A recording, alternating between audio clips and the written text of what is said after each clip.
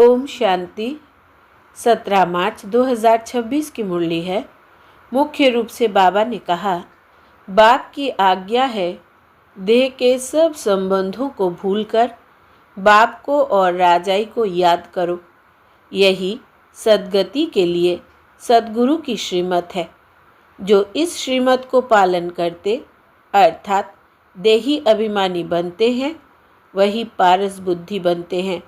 आगे कहा, इस अंतिम 84वें जन्म में कोई भी पाप कर्म अर्थात विकर्म नहीं करना है।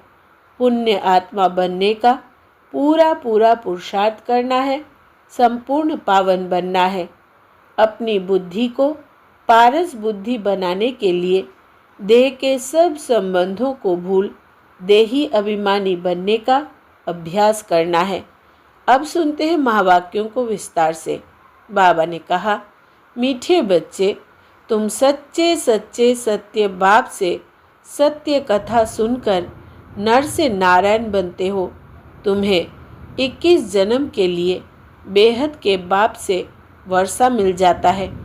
प्रश्न है, बाप की किस आज्ञा को पालन करने वाले बच्चे ही पारस बुद्धि बनते हैं? उत्तर, बाप की आज्ञा है देह के सब संबंधों को भूलकर बाप को और राजाई को याद करो। यही सद्गति के लिए सद्गुरु की श्रीमत है।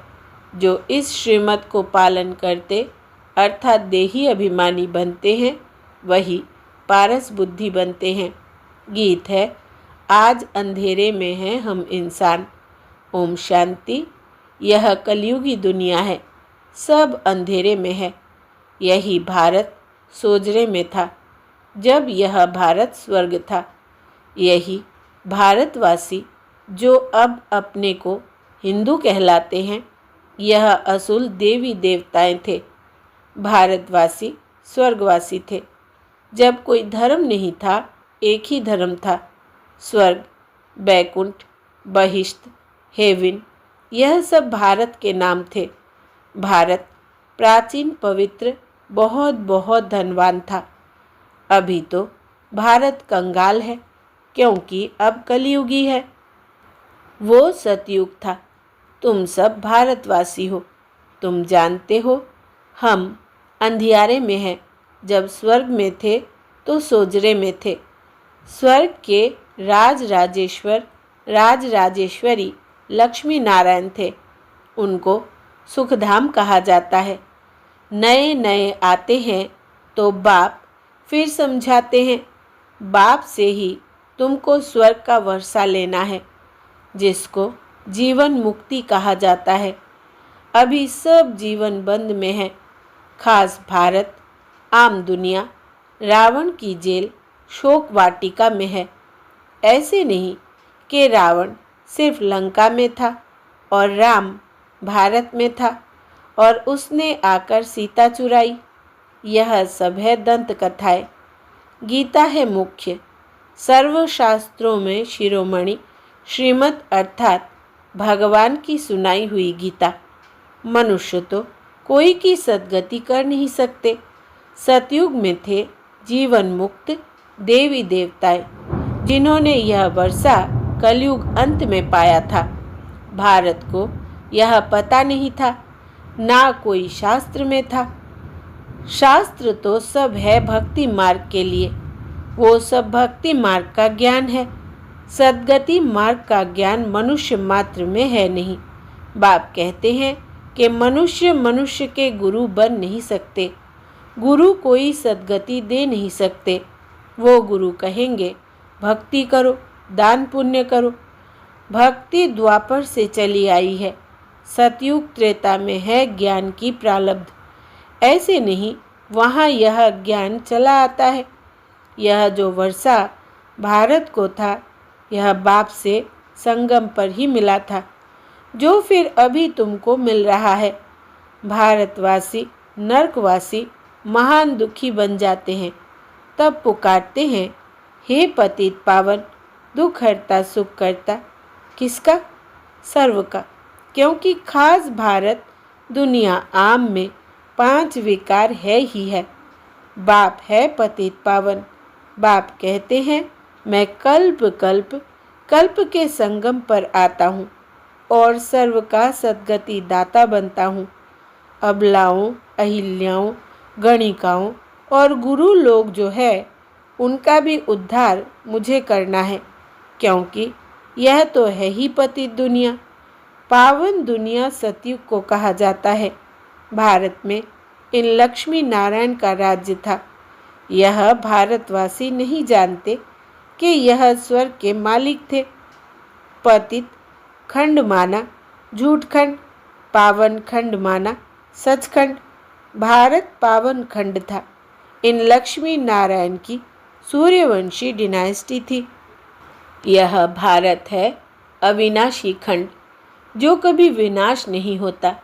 जब इनका राज्य था तो और कोई खंड था नहीं, वो सब बाद में आते हैं। शास्त्रों में सबसे बड़ी भूल तो यह की है जो कल्प लाखों वर्ष का लिख दिया है। बाप कहते हैं कि ना तो कल्प लाखों वर्ष का होता, ना सतयुग लाखों वर्ष का होता। कल्प की आयु 5000 वर्ष है। यह फिर कह देते कि मनुष्य 84 लाख जन्म लेते। मनुष्य को कुत्ता बिल्ली आदि बना दिया है, परंतु उनका जन्म अलग है। 84 लाख वैरायटी है, मनुष्यों की वैरायटी एक है, उनके ही 84 जन्म है। बाप कहते हैं, बच्चे तुम आदि सनातन देवी देवता धर्म के थे। भारतवासी अपने धर्म को ड्रामा प्लान अनुसार भूल गए हैं। कलयुग अंत में बिल्कुल पतित बन पड़े हैं। फिर बाप आकर संगम पर पावन बनाते हैं। इनको कहा जाता है सुखधाम। फिर पाठ सुखधाम में होगा।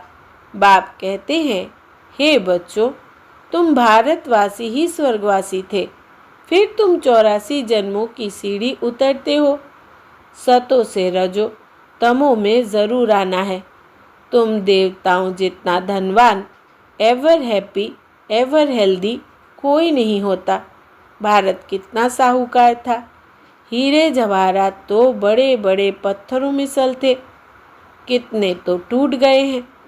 बाप तुम बच्चों को स्मृति दिलाते हैं कि तुमको कितना साहूकार बनाया था। तुम सर्वगुण संपन्न, 16 कला संपूर्ण थे, यथा राजा रानी। इन्हों को भगवान भगवती भी कह सकते हैं, परंतु बाप ने समझाया है कि भगवान एक है, वो बाप है। सिर्फ ईश्वर व प्रभु कहने से भी याद नहीं आता कि वो सभी आत्माओं का बाप है। यह तो है बेहद का बाप। वो समझाते हैं कि भारतवासी तुम जयंती मनाते हो, परंतु असल में बाप कब आए थे वो कोई भी नहीं जानते हैं। है ही आयरन एजेड, पत्थर बुद्धि। पारस नाथ थे, इस समय पत्थर नाथ है। नाथ भी नहीं कहेंगे क्योंकि राजा रानी तो है नहीं। पहले यहाँ देवी राजस्थान था, फिर आसुरी राज्य बन जाता है। यह खेल है, वो है हद का ड्रामा, यह है बेहद का ड्रामा। वर्ल्ड की हिस्ट्री, ज्योग्राफी आदि से अंत तक तुम अभी जानते हो और कोई भी नहीं जानते। भारत में जब देवी देवता थे तो सारी सृष्टि के मालिक थे और भारत में ही थे। बाप भारतवासियों को स्मृति दिलाते हैं, सतयुग में आदि सनातन देवी देवता, इन्हों का श्रेष्ठ धर्म, श्रेष्ठ कर्म था। फिर 84 जन्मों में उतरना पड़े। यह बाप बैठ कहानी सुनाते हैं कि अब तुम्हारे बहुत जन्मों के अंत का जन्म है। एक की बात नहीं, ना युद्ध का मैदान आदि ही है। भारतवासी यह भी भूल गए हैं कि इन्हों का लक्ष्मी नारायण का राज्य था। सतयुग की आयु लंबी करने से बहुत दूर ले गए हैं। बाप समझाते हैं कि मनुष्य को भगवान नहीं कह सकते। मनुष्य मनुष्य की सद्गति नहीं कर सकते। कहावत है कि सर्व का सद्गति दाता पतितों को पावन करता एक है। यह है झूठखंड। सच्चा बाबा सचखंड स्थापन करने वाला है। भक्त पूजा करते हैं, परंतु भक्ति मार्ग में जिसकी भी पूजा करते आए हैं, एक की भी बायोग्राफी नहीं जानते हैं। शिव जयंती तो मनाते हैं। बाप है नई दुनिया का रचयिता, हेवनली गॉडफादर, बेहद सुख देने वाला। सतयुग में सुख था, वो कैसे और किसने स्थापन किया? नरकवासियों को स्वर्गवासी बनाया, भ्रष्टाचारियों को श्रेष्ठाचारी देवता बनाया। यह तो बाप का ही काम है। तुम बच्चों को पावन बनाता हूँ, तुम स्वर्ग के मालिक बनते हो। फिर तुमको पतित कौन बनाते हैं? यह रावण। मनुष्य कह देते हैं सुख दुख ईश्वर देते हैं। बाप कहते हैं मैं तो सबको सुख देता हूँ। आधा कल्प फिर तुम बाप का सिमरन नहीं करेंगे। फिर जब रावण राज्य होता है तो सबकी पूजा करने लग पड़ते हैं। यह तुम्हारा बहुत जन्मों के अंत का जन्म है। कहते हैं बाबा हमने कितने जन्म लिए हैं? बाप कहते बच्चे तुम अपने जन्मों को नहीं जानते हो। तुमने पूरे 84 जन्म लिए हैं। तुम 21 जन्म लिए बेहद के बाप से वर्षा लेने आए हो, अर्थात सच्चे सच्चे सत्य बाबा से सत्य कथा नर से नारायण बनने का ज्ञान सुनते हो। यह है ज्ञान, वो है भक्ति। यह स्पिरिचुअल नॉलेज सुप्रीम रूह आकर देते हैं। बच्चों को देही अभिमानी बनना पड़े। अपने को आत्मा निश्चय कर मामेकम याद करो। शिव बाबा तो सभी आत्माओं का बाप है। आत्माएं सब परमधाम से पाठ बजाने आती है शरीर में। इसको कर्म श्रेष्ठ कहा जाता है। बड़ा भारी खेल है। आत्मा में बुरे व अच्छे संस्कार रहते हैं। जिस अनुसार ही मनुष्य को जन्म मिलता है, अच्छा व बुरा। यह जो पावन था अभी पतित है। तत्वम मुझ बाप को इस पराये रावण की दुनिया पतित शरीर में आना पड़ता है। आना भी उसमें है जो पहले नंबर में जाना है। सूर्यवंशी ही पूरे 84 जन्म लेते हैं। यह है ब्रह्मा और ब्राह्मण। बाप समझाते हैं रोज, लेकिन पत्थर बुद्धि को पारस बुद्धि बनाना मासी का घर नहीं है। हे आत्माएं अब देही अभिमानी बनो। हे आत्माएं एक बाप को याद करो और राजाई को याद करो। देह के संबंधों को छोड़ो तो पारस बुद्धि बन जाएंगे। मरना तो सबको है। सबकी अब वानप्रस्थ अवस्था है। एक सद्गुरु बिगर सर्व का सद्गति दाता कोई हो नहीं सकता। बाप कहते हैं हे भारतवासी बच्चों, तुम पहले पारस बुद्धि थे। गाया हुआ है कि आत्मा परमात्मा अलग रहे बहुकाल। तो पहले पहले तुम भारतवासी देवी देवता धर्म वाले आए हो और धर्म वाले पीछे आए हैं, तो उन्हों के जन्म भी थोड़े होते हैं। सारा सृष्टि का झाड़ कैसे फिरता है वो बाप बैठ समझाते हैं। जो धारणा कर सकते हैं उनके लिए बहुत सहज है। आत्मा धारण करती है। पुण्य आत्मा और पाप आत्मा तो आत्मा बनती है। तुम्हारा अंतिम 84वां जन्म है। तुम वानप्रस्थ अवस्था में हो। वानप्रस्थ अवस्था वाले गुरु करते हैं मंत्र लेने लिए। तुमको अब बाहर का मनुष्य गुरु करना नहीं है। तुम सभी का मैं बाप टीचर सद्गुरु हूँ। मुझे कहते ही है हे पतित पावन शिव बाबा। अभी स्मृति आई है सभी आत्माओं का यह बाप है। आत्मा सत्य है, चैतन्य है, क्योंकि अमर है। सभी आत्माओं में पाठ भरा हुआ है। बाप भी सत्य चैतन्य है। वो मनुष्य सृष्टि का बीज रूप होने कारण कहते हैं कि मैं सारे झाड़ के आदि मध्य अंत को जानता हूँ, इसलिए मुझे नॉलेजफुल कहा जाता है। तुमको भी सारी नॉलेज है कि बीज से झाड़ कैसे निकलता है। झाड़ बढ़ने में तो टाइम लगता है। बाप कहते हैं कि मैं बीज रूप हूँ। अंत में सारा झाड़ जर्जरीभूत अवस्था को पाता है। अभी देखो, देवी देवता धर्म का फाउंडेशन है नहीं, प्रायलोप है। जब देवी देवता धर्म गुम हो जाता है तब बाप को आना पड़े। एक धर्म की स्थापना कर बाकी सबका विनाश करा देते हैं। प्रजापिता ब्रह्मा द्वारा बाप स्थापना करा रहे हैं आदि सनातन देवी देवता धर्म की। तुम आए हो भ्रष्टाचारी से श्रेष्ठाचारी देवता बनने।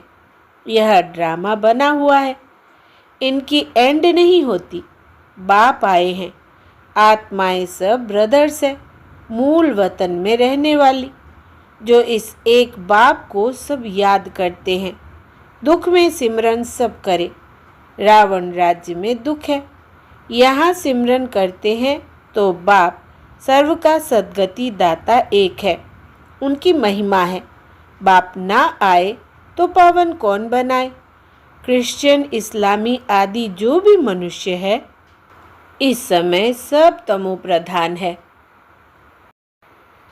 सभी को पुनर्जन्म जरूर लेना है। अभी पुनर्जन्म मिलता है नरक में, ऐसे नहीं कि सुख में चले जाते हैं। जैसे हिंदू धर्म वाले कहते हैं कि स्वर्गवासी हुआ तो ज़रूर नरक में था ना, अभी स्वर्ग में गया। तुम्हारे मुख में गुलाब, जब स्वर्गवासी हुआ फिर उनको नरक के आसुरी वैभव क्यों खिलाते हो। पितृ खिलाते हैं ना, बंगाल में मछली अंडे आदि खिलाते हैं। अरे उनको यह सब खाने की दरकार क्या है। वापिस कोई जा नहीं सकता, जबकि पहले नंबर वालों को 84 जन्म लेना पड़ता है। इस ज्ञान में कोई तकलीफ नहीं है। भक्ति मार्ग में कितनी मेहनत है। राम राम जपते रोमांच खड़े हो जाते हैं। यह सब है भक्ति मार्ग।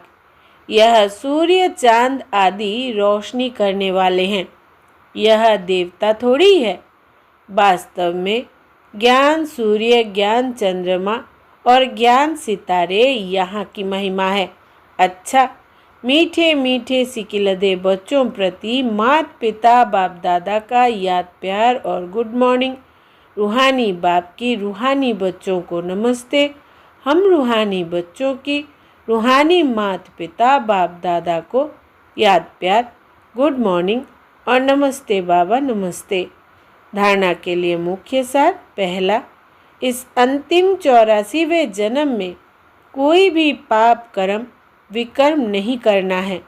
पुण्य आत्मा बनने का पूरा पूरा पुरुषार्थ करना है, संपूर्ण पावन बनना है। दूसरा, अपनी बुद्धि को पारस बुद्धि बनाने के लिए देह के सब संबंधों को भूल देही अभिमानी बनने का अभ्यास करना है। वरदान है, पुराने संस्कारों व विघ्नों से मुक्ति प्राप्त करने वाले सदा शक्ति संपन्न भव। विस्तार है, किसी भी प्रकार के विघ्नों से, कमजोरियों से या पुराने संस्कारों से मुक्ति चाहते हो तो शक्ति धारण करो, अर्थात अलंकारी रूप होकर रहो। जो अलंकारों से सदा सजे सजाए रहते हैं वो भविष्य में विष्णुवंशी बनते हैं, लेकिन अभी वैष्णव बन जाते हैं। उन्हें कोई भी तमोगुणी संकल्प व संस्कार टच नहीं कर सकता।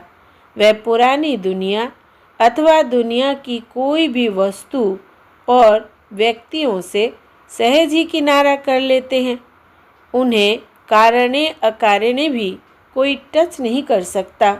स्लोगन है, हर समय हर कर्म में बैलेंस रखना ही सर्व की ब्लेसिंग प्राप्त करने का साधन है। हर समय हर कर्म में बैलेंस रखना ही सर्व की ब्लेसिंग प्राप्त करने का साधन है। यह व्यक्ति सारे निश्चय के फाउंडेशन को मजबूत कर सदा निर्भय और निश्चिंत रहो। जैसे आपस में दो मित्र होते हैं तो उनके बीच यदि कोई उनकी ग्लानि करने आता है तो वो उसके भाव को बदल देते हैं। जहाँ निश्चय होता है वहाँ शब्द का भाव बदल साधारण बात हो जाती है। तो हर एक की विशेषता को देखो, तब अनेक होते भी एक दिखाई देंगे। एक मत संगठन हो जाएगा। कोई किसके ग्लानि की बातें सुनाए तो उसे टेका देने के बजाय सुनाने वाले का रूप परिवर्तन कर दो। अच्छा, ओम शांति।